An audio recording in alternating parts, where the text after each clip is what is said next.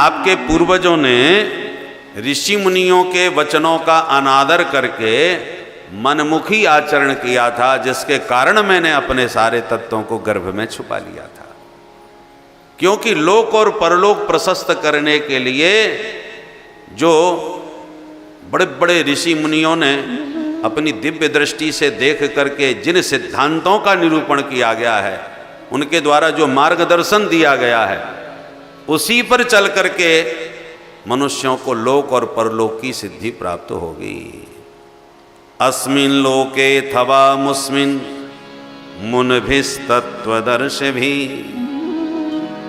दृष्टा योगा प्रयुक्ताश्च पुंसां श्रेय प्रसिद्धये।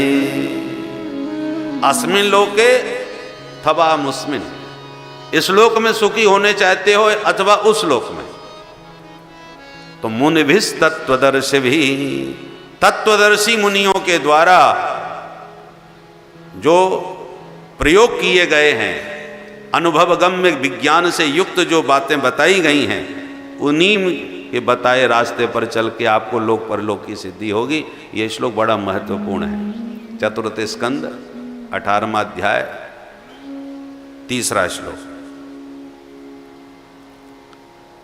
इसलिए संतों का निर्देश है कि ज्यों ज्यों महायंत्रों का आविष्कार होगा, त्यों त्यों दिव्य वस्तुएं सब विलुप्त होती चली जाएंगी। आज वर्तमान में जितने बड़े बड़े महायंत्रों का आविष्कार होता जा रहा है, दिनों दिन हमें लगता है कि कितना विकास हो रहा है, पर विचार करके देख लो, इन्हीं महायंत्रों के आविष्कार का ही परिणाम है जो कोरोना के कारण सब अपने अपने घर में घुस गए, लौट के सब गांवों में भागने लग गए। विस्फोटक हो जाता है। एक समय, एक सीमा में हर चीज का उपयोग। भाई नमक न गिरे तो भी स्वाद नहीं है, पर नमक ज़्यादा गिर जाए तो भी तो रस भंग हो जाएगा, स्वाद बिगड़ जाएगा। तो महायंत्रों का ज्यों ज्यों आविष्कार होता चला जाएगा, त्यों त्यों दिव्य वस्तुएं विलुप्त होती चली जाएंगी। देवी देवताओं, एक जमाना था देवी देवता स्वयं प्रकट होकर के अपना भाग स्वीकार करते थे। विकृति आई, प्रकट होना बंद कर दिया। कई ऐसे दिव्य स्थल हैं जहां से दूध की धाराएं गिरती थीं, परंतु विलुप्त हो गई। ऐसे ही जो वर्तमान समय तो बहुत सी ऐसी दिव्यताएं हैं जिन लोगों ने अपने 1-2 पीढ़ी में, जिन लोगों ने प्रत्यक्ष देखी भी थी, उन्हें दिव्यताओं का अनुभव किया था, परंतु उन्हीं की आंखों के सामने अब वो सब विलुप्त हो गई। इसलिए संतों के बताए हुए शास्त्र विहित आचरण का हमने पालन नहीं किया तो परलोक को तो भली मत मानो, पर लोक को तो मानोगे।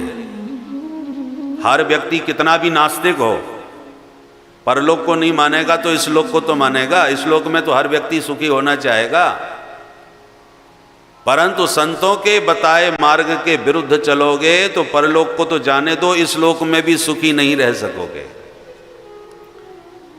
सुख पाने के लिए जो बड़े बड़े आविष्कार किए हैं, विकास के नाम पर सब नदियों की निर्मल धाराओं को अवरुद्ध कर दिया है। विकास के नाम पर हमारे जो दिव्य गिरिवर वनांचल थे, उन सबको नष्ट ध्वस्त कर दिया है। परिणाम क्या हुआ? जितना हम विकास के नाम पर ये महायंत्रों का आविष्कार करते जा रहे हैं, उतना ही हमारी देह की शक्ति, मानसिक शक्ति, बौद्धिक शक्ति का ह्रास होता चला जा रहा है। 2-4 क्लास पास जो पुराने लोग हैं, वो उंगलियों पे लाखों का हिसाब कर लेते थे बिना किसी पेन कॉपी लिए, उंगलियों पर। आज लाखों की तो छोड़ दो, छोटे मोटे गणित को भी हम बिना कंप्यूटर या उसका सहयोग, मोबाइल का सहयोग लिए बिना नहीं हिसाब लगा पाते, क्योंकि बुद्धि में उतना धारण करने की सामर्थ्य नहीं रहेगी। क्योंकि एक आ गया है ना, कैलकुलेटर जब सामने है तो दिमाग पर जोर क्यों लग रहा? और बुद्धि पर जब बुद्धि का प्रयोग नहीं करोगे, जब उस पर जोर ही कुछ नहीं लगाओगे, यंत्र के माध्यम से ही आप हर काम करोगे तो धारण की शक्ति खत्म हो जाएगी।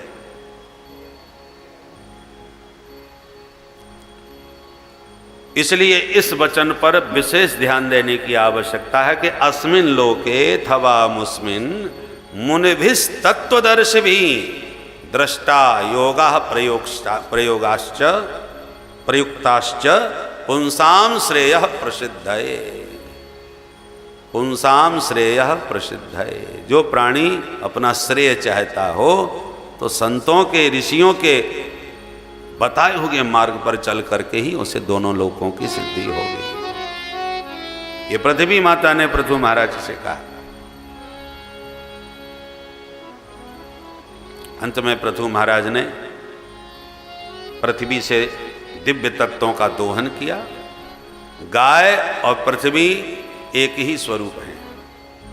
गाय जब पृथ्वी पर संकट आएगा तो गौ माता बन के ही जाती है भगवान की शरण में।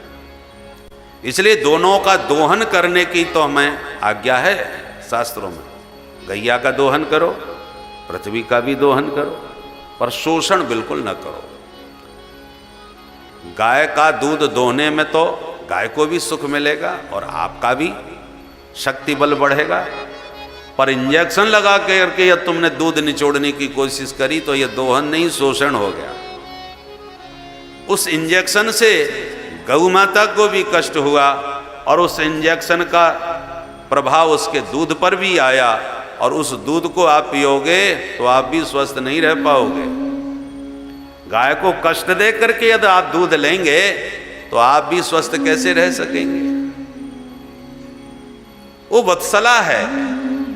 जब प्रेम और वात्सल से भर करके जब दूध देगी तो वो दूध आपके लिए कल्याणप्रद होगा, न कि उसका शोषण करके इंजेक्शन लगा करके दूध निकालने से थोड़ी कल्याण होगा।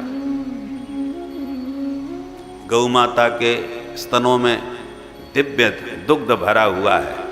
बछड़ा उसी दूध को पी करके हृष्ट पुष्ट तंदुरुस्त मस्त रहता है, पर उसी दूध के भरे स्तन में कीड़े भी कभी कभी लग जाते हैं। वो दूध नहीं पीते, केवल रक्त पीते हैं। स्तन में दूध है पर एक कीड़ा रक्त पी रहा है और एक बछड़ा दुग्ध पी रहा है। यूं समझ लो यही अंतर है दोहन में और शोषण में। इसलिए गौ माता अपने बछड़े का ध्यान रखती है, अपने बच्चे का ध्यान रखती है, तो आप कितना भी दम लगाओ वो थोड़ा बहुत दूध अपने बच्चे के लिए बचा ही लेती है, चढ़ा लेती है। अब आप उसको एक बूंद भी छोड़ना नहीं चाहते, एक एक बूंद उसका निचोड़ लेना चाहते हैं दूध का, इसलिए इंजेक्शन बना दिया। अब बताइए ऐसे आविष्कारों से किसका हित होगा? ऐसे खतरनाक आविष्कार करने की आवश्यकता क्या है? इसलिए विज्ञान का भी एक धर्म है और धर्म का भी एक विज्ञान है। हमारे जितना भी धर्म के स्वरूप हैं, अंग हैं, क्रियाएं हैं, उन सब का विज्ञान है। ब्रह्म मुहूर्त में ही क्यों जगना चाहिए? शिखा सूत्र धारण क्यों करना चाहिए? गाय की सेवा से क्या मिलेगा? तुलसी की सेवा क्यों करें? आंगन में तुलसी क्यों लगाएं? गंगा जल का पान क्यों करें? सब एक तो पुस्तक ही लिखी है हमारे शास्त्रार्थ महारथी जी ने। क्यों? पुस्तक का नाम ही है क्यों, 2 खंडों में है। सब क्यों का जवाब उन्होंने दिया है। धर्म के विज्ञान को समझाने का प्रयास किया है, क्योंकि आज वैज्ञानिक युग है। तो जब तक हम अपने इन कर्मों को जो धर्म के रूप में हम कर रहे हैं, उन कर्मों को जब तक उसका विज्ञान हम नहीं समझाएंगे साथ में, तब तक नई पीढ़ी के वैज्ञानिक युग के जो नवयुवक हैं वो जल्दी से श्रद्धा से स्वीकार करने वाले नहीं हैं। इसलिए आज धर्माचार्यों को अपने धर्म के विज्ञान को समझाने की आवश्यकता है, और विज्ञान का जो धर्म है वैज्ञानिकों को अपने धर्म को समझने की आवश्यकता है। इंजेक्शन लगा करके आपने छोटे से फल को इतना बड़ा बना दिया। पेड़ पौधों में इंजेक्शन लगा करके उनको तुरंत रातों रात बड़ा कर दिया, या खतरनाक खाद डाल करके बहुत अधिक फसल बनाने की चेष्टा करी। इतने खतरनाक खाद डाल दिए कि पृथ्वी की उर्वरा शक्ति ही प्रभावित होने लग गई। तो जब विज्ञान अपने धर्म को किनारे करके मनमाना आविष्कार करने लग जाएंगे तो प्रकृति क्षुब्ध होगी, प्रकुप्त होगी। उसके दुष्परिणाम सारी जनता को, प्राणियों को भोगना पड़ेगा। ये जो पंच महाभूत हैं प्रकृति के प्रधान अंग, पृथ्वी, पानी, प्रकाश, पवन, आकाश, तो ये प्रकृति जब प्रकुप्त हो जाती है, प्रकोप जब प्रकृति का होता है तो उसका परिणाम भूकंप आ जाना, सुनामी लहरें समुद्र से उत्पन्न हो जाना, अतिवृष्टि, अनावृष्टि आदि हो जाना। इसलिए प्रकृति यदि प्रकोप करेगी तो परिणाम बहुत भयानक होगा। सारा विकास तुम्हारा धरा रह जाएगा। तने के एक बार झटका लगा तो बड़े बड़े जो आविष्कार किए हैं और बड़े बड़े जो महल प्रासाद खड़े हैं सब धराशायी हो जाते हैं। ऋषि मुनियों ने वही विकास किया जिससे प्रकृति प्रभावित न हो। जिन ऋषियों ने इतने बड़े बड़े अपनी दिव्य दृष्टि से भूत भविष्य वर्तमान को देख करके जो इतने रहस्य प्रकृति के बतलाए, वो महलों में नहीं रहे, झोंपड़ी में रहे, जंगल में रहे। बसहें विपिन शुभ आश्रम जाने। बोल भक्त वत्सल भगवान की जय। इसलिए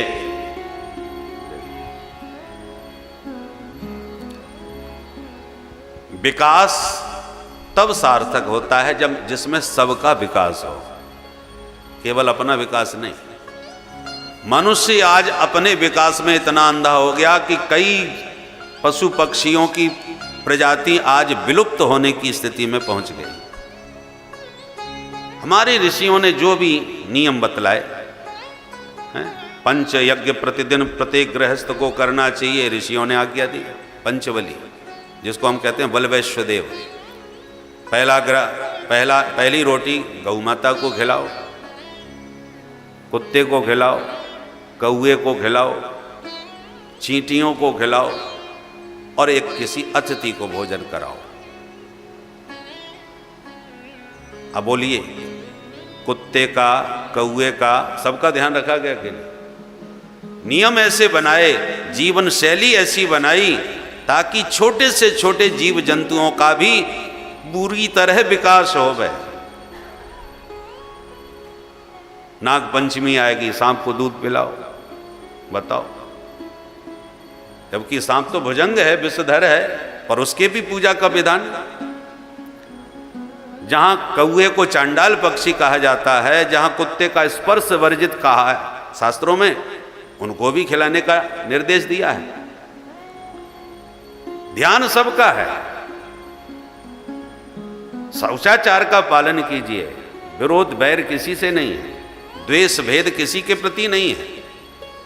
कुत्ते का स्पर्श मत करो, शास्त्र की आज्ञा है, पर उसको भोजन जरूर दो, खिलाओ। आज स्थिति क्या हो गई, घर में कुत्ता घुस गया और जो गाय घर में होना चाहिए वो सड़क पर पहुंच गई। पहले कुत्ते बाहर घूमते थे, गौ माता घर में मां की तरह पाली जाती थी। आज कुत्तों के ठाठ हो गए घरों में और गौ माता सड़क पे बेचारी बेबस होकर के इधर उधर घूम रही है। हमारी जीवन शैली ऋषियों के बताए हुए मार्ग से सर्वथा विपरीत होती चली जा रही है, जिसका परिणाम भी हमारे जीवन में विपरीत रूप से प्राप्त हो रहा है। अतः अस्मिन लोके थवा मुस्मिन, दोनों लोकों में यदि जीव सुखी होना चाहे तो शास्त्र विहित ऋषियों के बताए हुए मार्ग से चल करके ही वह सुरक्षित हो सकता है। विज्ञान को अपने धर्म का ध्यान रखना चाहिए, पालन करना चाहिए, और धार्मिकों को भी धर्म के विज्ञान को समझना चाहिए, और दोनों एक दूसरे के पूरक बन के चलें, विरोधी नहीं, क्योंकि सत्य की खोज दोनों को है। विज्ञान भी सत्य को जानना चाहता है, और जितना भी धर्म कर्म है ये भी सत्य की खोज में ही है। उस सत्य स्वरूप सच्चिदानंद को पाने के लिए ही तो हम सब धर्म कर्म कर रहे हैं। अंतर सिर्फ इतना है कि जो धर्म पथ से चलते हैं वो ईश्वर को मान करके फिर आगे बढ़ते हैं, मान करके फिर जान लेते हैं।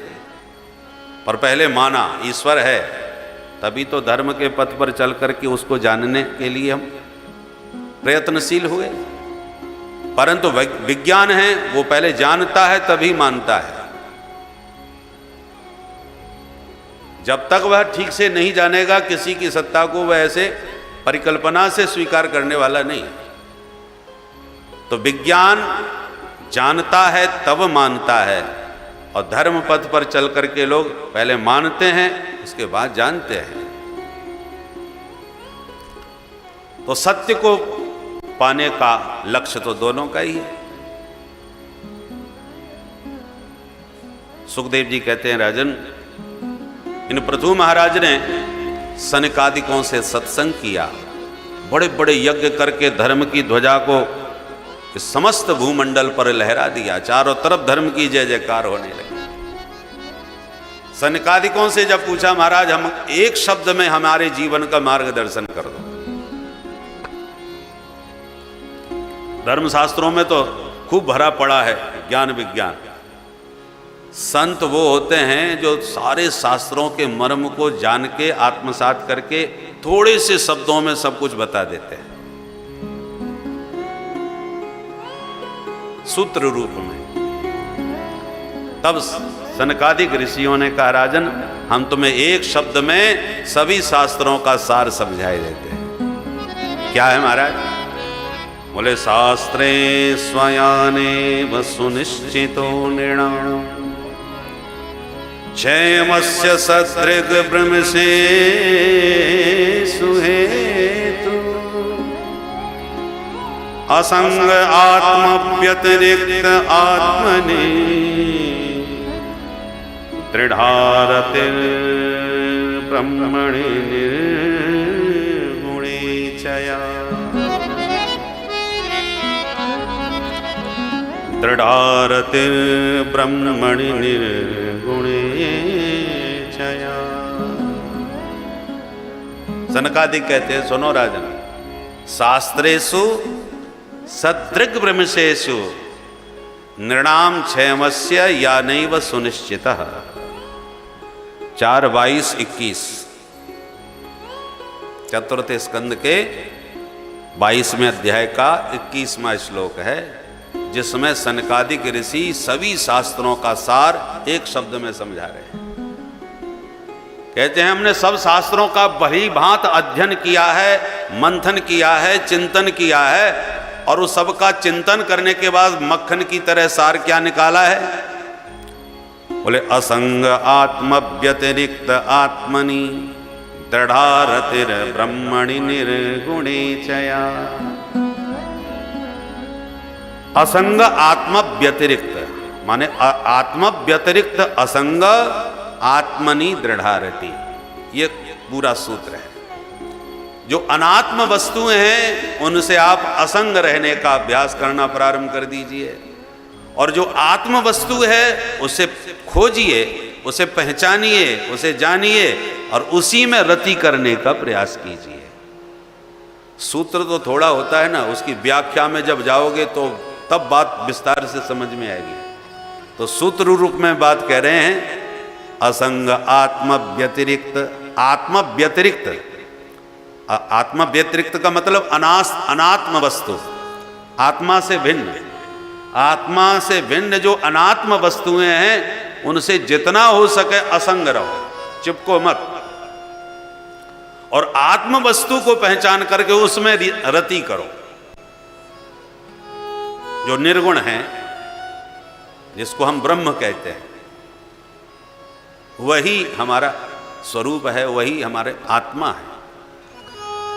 देखो देह में रति करोगे तो कितना भी आप च्यवनप्राश खा लो, चाहे जितना कपालभाति कर लो, चाहे जितना प्रयास कर लो, बड़े बड़े सिद्ध हो गए, परंतु देह तो सबको त्यागना ही पड़ता है। देह अनात्म वस्तु है, पर इसमें बैठा हुआ जो आत्मा है वो अविनाशी वस्तु है। विनाशी वस्तु में जितना प्रेम करोगे उसके विनाश पर आपको इतना ही रोना पड़ेगा, और अविनाशी से यदि आपने प्रेम कर लिया तो उसका विनाश कभी होना नहीं है, तो रोने का कभी प्रश्न नहीं है। तो दुख के जाल से मुक्त होना चाहो तो आत्म वस्तु से प्रीति करो, अनात्म वस्तुओं की प्रीति रुलाएगी ही। इसलिए असंग आत्म व्यतिरिक्त आत्मनि दृढ़ारतिन ब्रह्मणि